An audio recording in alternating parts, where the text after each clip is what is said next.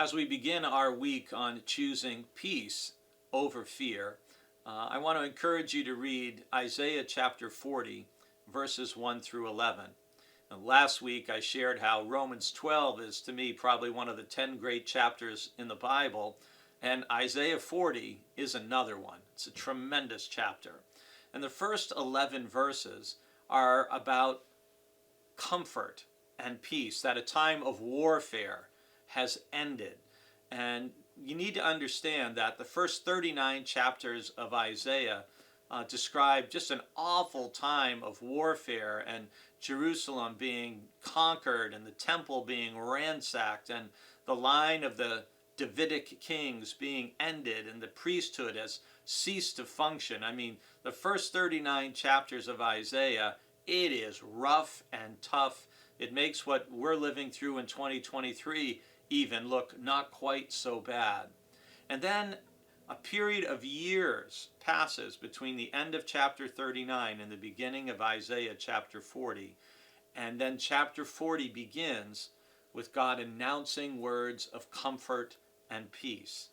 Some of us, if we're familiar with Handel's fantastic oratorio, The Messiah, can hear that male voice singing, comfort ye, my people, saith your God.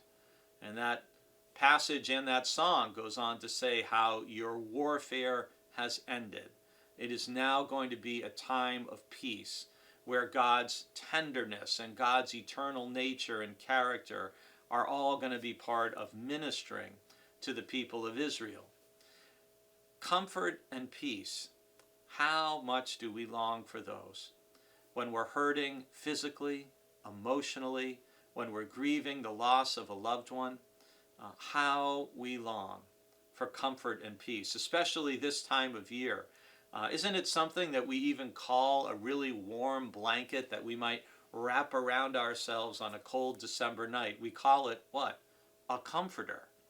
And Jesus, in John's Gospel, as I will share with you later this week, one of the terms that he uses to describe the Holy Spirit, the Spirit that he is going to send when he leaves, is the Comforter. Jesus says the Comforter will come. So it's a fundamental part of God's character and nature to be a comforter, to be a bringer of peace. And we then, as followers of Christ, as members of God's family, we are to be instruments of God's peace, as that great prayer of St. Francis expresses.